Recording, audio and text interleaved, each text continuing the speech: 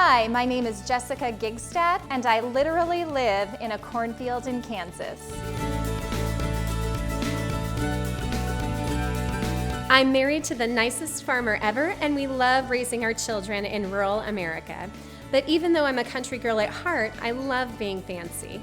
I love finding new recipes. I have a passion for entertaining. But here on the farm, it's most important to nourish my nearest and dearest. Whether it's entertaining al fresco or a cozy night in, I'll find a way to make it simple and scrumptious. Let's elevate your everyday, yes? Welcome to Highbrow Down Home.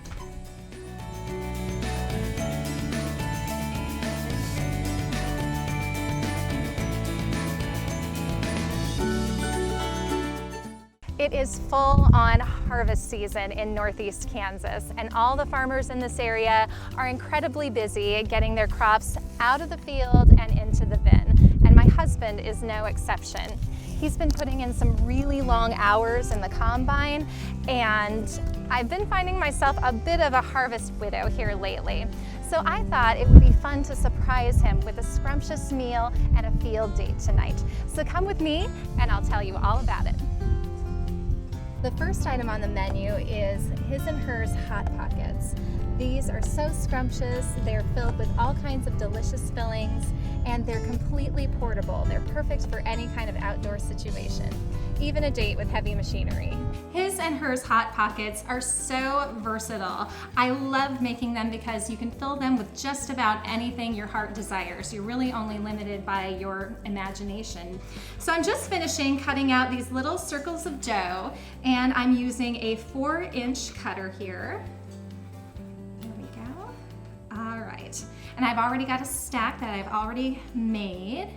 So I'll just stack these up, and we will start filling these little circles of dough with all kinds of deliciousness. Now I want to make sure that I've got a good floured surface here, because once we start filling these up, they're going to be a little bit heavier, and to have them stick to the counter would be a tragedy beyond your wildest dreams. So anyway, so I'm just going to sort of spread this out a little bit. And these his and hers are kind of based on Scott's and my favorite pizza toppings. You certainly don't have to do pizzas, but that's sort of what we're going with today. All right, so first I'm gonna take a little egg wash, and this is just going to act like glue so that the top crust sticks to the bottom crust here in a moment. And I definitely wanna make sure I get the edges. Okay, there we go. And next, I'm going to go in with a little bed of ricotta mixture here. And what this is, it's just a small container of ricotta that I mixed with an egg and a cup of Parmesan and a little bit of fresh parsley. So we'll just put our nice little bed down. Fluffy pillow for all the rest of the toppings. Okay. And I definitely want to make sure I leave a good edge so that I'm able to seal it up. All right, and next I'm gonna go in with some nice thick marinara sauce. And I let this marinara sauce simmer on the stove for about 15 to 20 minutes. You don't want it to be too watery, because then if you have a watery sauce, it just spills all over and it gets everything soggy, and it's just kind of a tragedy. All right, and next I'm going to go in with some pepperoni for some nice spice and heat. Do about 4. All right, and then we are going to go in with this ooey gooey delicious mozzarella that's just going to string all over and just be a beautiful mess. I'm gonna do just a little bit more ricotta on the top here. So beautiful. And it just gives it that nice creaminess that we all love on top of our pizza. At least I do. All right, and now I'm ready to put the top on. So I'm just gonna stretch it out a little bit, make sure that the edges can meet. That's gonna be just about right. Perfect. Okay. Oh, this is gonna be a good looking pizza pocket. Okay. Very good. Okay, so I'm just pressing the edges down just to make sure that hopefully no cheese leaks out. We want it to stay inside. And then I'm just going to take my fork here and I'm just gonna push along the edges just to seal it up and to decorate it a little bit. And what I like to do to let the steam escape, you can use a fork, but I think a toothpick is just a little bit cleaner and easier. I'm just gonna poke some holes in the top to let the steam escape. And I'm gonna be a little bit cute here and I'm just gonna put an S for Scott. These are so customizable. I love making these. Okay. All right. So there's S for Scott, and I'm going to put a little more egg wash on the top, and that'll give it a beautiful brown color in the oven. And to finish off Scott's, so we can kind of tell them apart in the oven, I am going to just sprinkle on a tiny bit of shredded mozzarella and a little bit more parsley. Well, I'm just going to move this to the cookie sheet and I'm gonna get started on my hers version. Next, I'm getting started on my hers version of a Hot Pocket. And like I said before, this is based on one of my favorite pizzas. I love fig, prosciutto, and arugula pizza. But I can't really put fresh arugula in a Hot Pocket and bake it, so I'm doing the next best thing. I am going to layer this up with some fig jam and plenty of prosciutto and then just pile on the cheese. So I'm going to start it the same as I did before. So we're just gonna go in with some egg wash. Okay, and making sure we get our edges. There we go. Okay.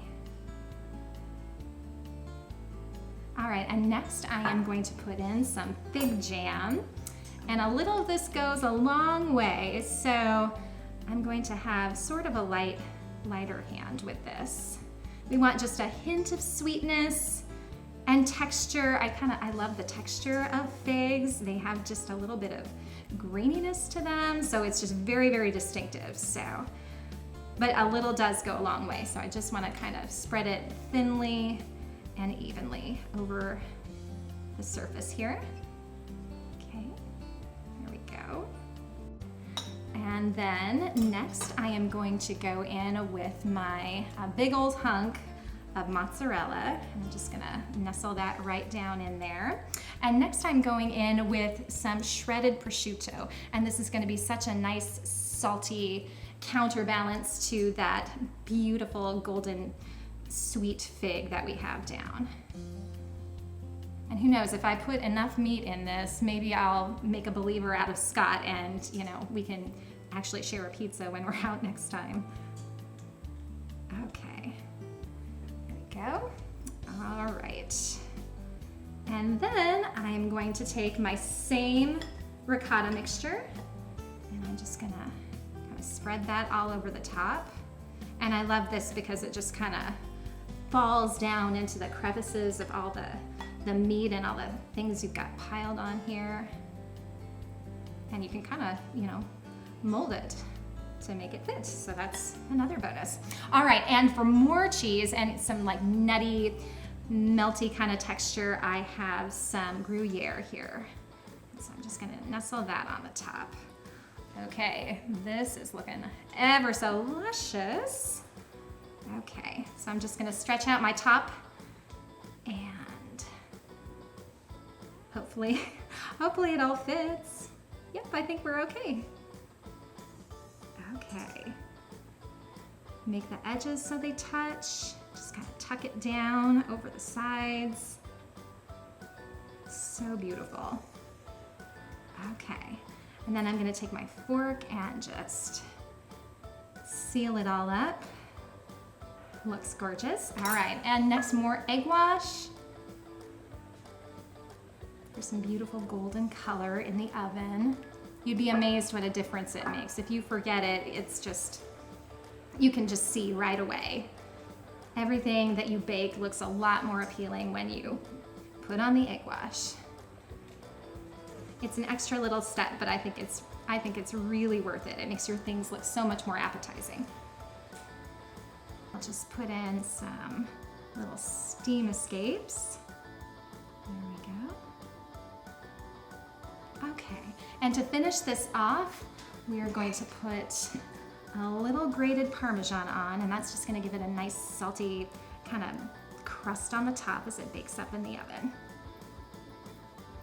All right, there we go. All right, so we've got his and now we've got hers.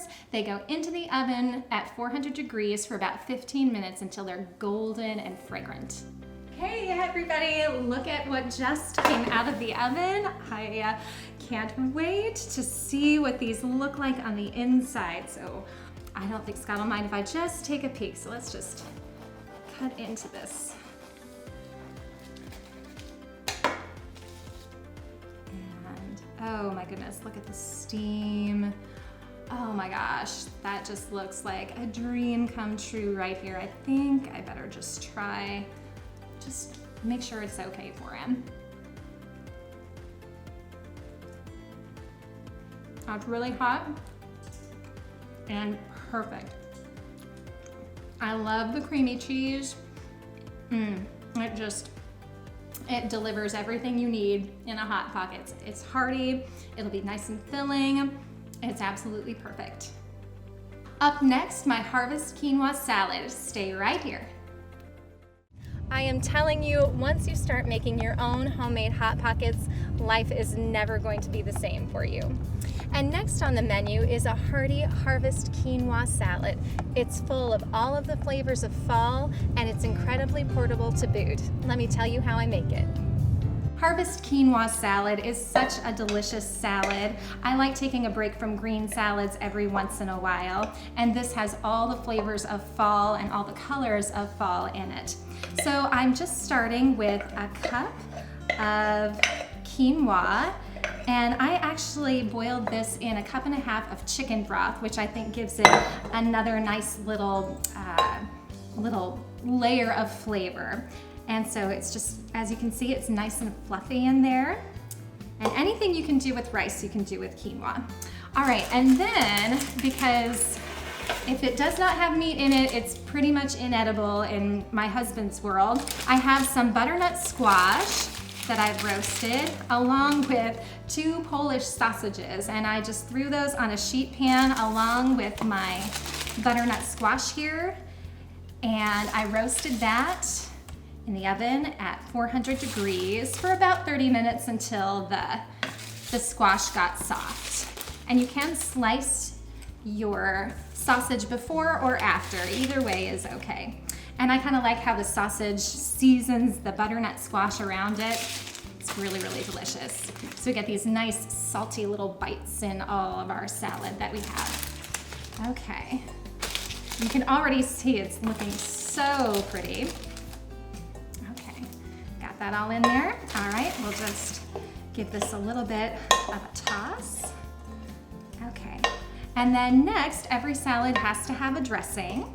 So I'm going to start on our dressing next. And what I have here is 1/3 cup of olive oil, and I'm just gonna drop in a tablespoon of apple cider vinegar, and then 2 tablespoons of maple syrup. Oh my gosh, I can smell that. It just smells warm and comforting and tangy already. All right, and a tablespoon of Dijon mustard. I'm just eyeballing it. Okay, that looks good. And then I'm going to go ahead and grate in just a clove of garlic. And I like grating in the clove, that makes it nice and fine. Nobody wants to bite into a big old hunk of garlic. So this saves you a little bit of chopping. Okay, and we'll just whisk that around. I wish you could smell it. Oh, it smells so good. And then I'll just drop in a little bit of sea salt and a little bit of pepper, and we'll give it a taste and see where we are.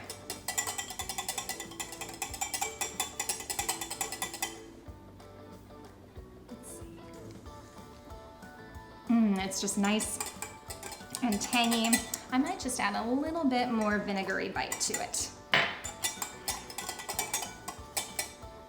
Okay, that is about perfect.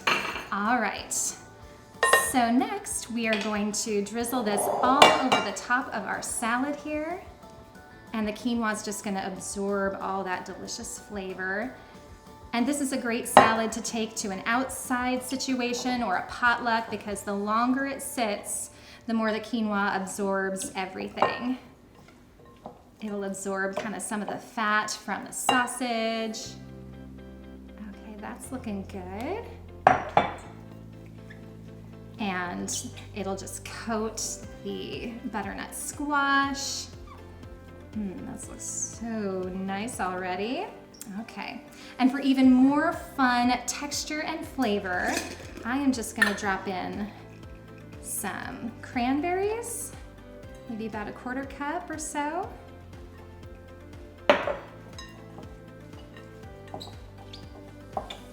And then it's missing a little bit of crunch and some green, so I have some little pepitas here that I'm going to drop in.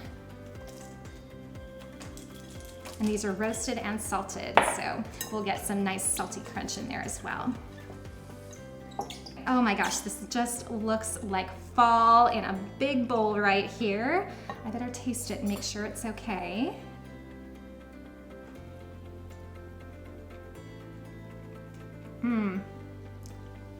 Oh my, that is so good. I can taste just that autumny flavor of the maple syrup and the vinegar, and this is just gonna be absolutely gorgeous. Okay, so for fun packing, to make this easy to take out to the field, I have some little Chinese to-go boxes here, and I will just grab Scott and I a spoon. We'll put that all in there. I'll get these packed up, and we'll be that much closer to our field date. Coming up, my barbecue popcorn, the perfect snack for the combine ride, and a sweet treat, my white hot chocolate. Stay right here. That's 2 dishes down. Let me tell you about my latest addiction. It's barbecue popcorn. This recipe takes ordinary popcorn and elevates it into a party for your taste buds. All right, so I popped 3/4 of a cup of popcorn. And I used a mixture of yellow and white kernels just for a little difference in color and texture. And then next I have 6 tablespoons of melted butter, because what is popcorn without butter? And to this I am gonna add some nice smoky flavor. So I'm just gonna add in about a tablespoon of Worcestershire. And we'll just give that a little stir around. Love the golden color. And that already smells so good. So many good smells. All right, and then I'm just gonna basically pour and toss this all over. I wish we had smell-o-vision because this smells so good right now. Get all the butter out of there.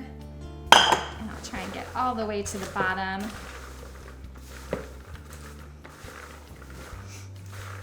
Okay, looking so good.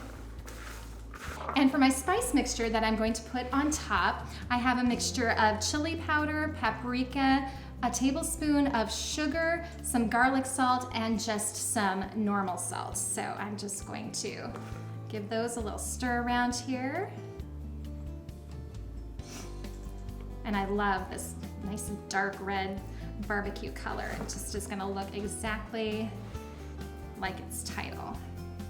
So we'll just kind of go in phases and toss it around. And when you smell the spices hit that warm butter, oh my gosh, it's yummy. And I'll just pack this in little brown paper bags for Scott and I, and it'll just be just a fun thing to snack on while we're riding along together. Okay. And one more little toss here. There we go. This is Looking so good. You can vary the spice mixture that you put in your popcorn. I thought curry would be a really fun, something different to put in there. You could just do like a cinnamon and sugar or cinnamon and salt and have kettle corn. You could also do maybe some taco seasoning or some ranch. I mean, there's just all kinds of things you can do with it.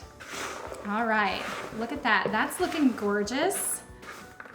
And oh, just exactly like, you know, barbecue in popcorn form. So let's give it a try and see how it is. It's sweet, slightly sweet. It's smoky, it's crunchy. It's just warm and it's just absolutely delicious. I think this is gonna be so much fun for a harvest date night tonight. Popcorn and a Midwestern farmer. Now that to me sounds like a match made in heaven. And to end our date on a sweet note, I have a creamy, dreamy white hot chocolate that's steeped in a little sophistication.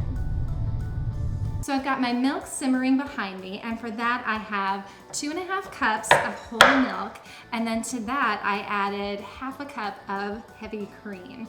So I'm just cutting up my white chocolate here, and that looks like it's about enough, and it's just kind of eyeballing. It's however much you want it to be. If you want a super sweet hot chocolate, you can add more chocolate. If you want less, melting some semi-sweet chocolate chips in it would be absolutely delicious. And I am giving this another little upgrade. I put a few cinnamon sticks and some whole cloves in the milk, so that is steeping away in there. So that's gonna give it another layer of flavor as well. Let me check on the milk.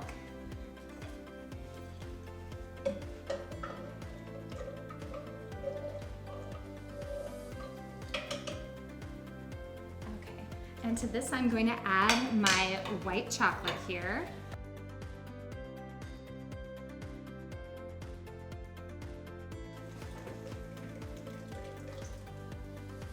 And now it's all just about dissolving and stirring. And when that cinnamon gets nice and fragrant and the milk is just bubbling around the edges, you'll know you're ready. All right, so I think that my white chocolate is all dissolved into this creamy milk mixture, and again, I wish you could smell this. I can really smell the cloves and the cinnamon, and it smells like Christmas right now. So what I'm going to do is I am going to just strain this out, and you'll catch the cloves and the cinnamon and any little skin that may have formed on the top. And I love seeing the little cinnamon flecks in there as well.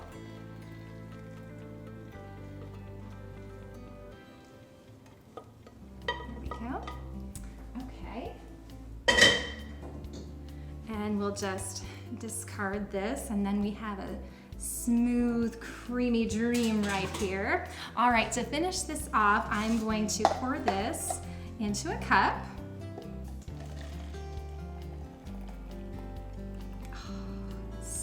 So beautiful. I love that sound too. That's a good sound. All right, and then I am going to top this with some whipped cream because you need the cold with the hot. Some more. There we go. Okay. And then I'm gonna shave just a little bit of white chocolate over the top. Get some little flecks going there. Oh, this is so cute. This might be too pretty for Scott to drink. I might just have to drink it all myself.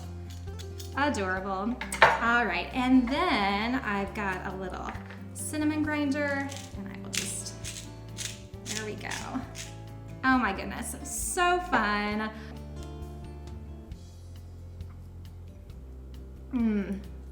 Absolutely delicious.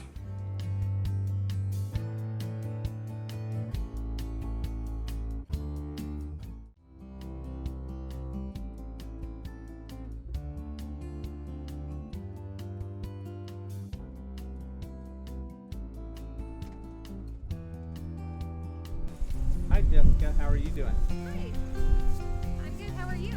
Well, good. Looks like you brought lunch. I did.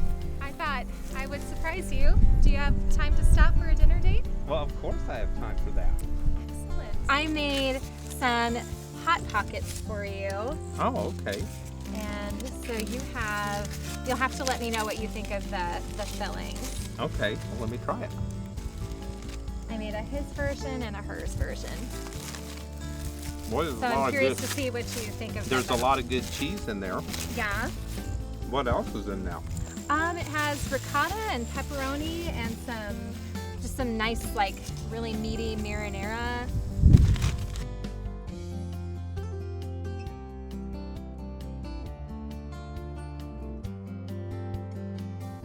What is this? Looks like a surprise. It's white hot chocolate. Oh wow, that is really good. Mm-hmm. I don't think I've ever had white hot chocolate. Do you have a date lined up for, a combine ride, or? I don't. Is Matter the of fact, seat I vacant? have an empty seat. You do? Yes. Oh my goodness. Would you like to come join me? Scott, I would love to join you. Well, that would be excellent. Okay.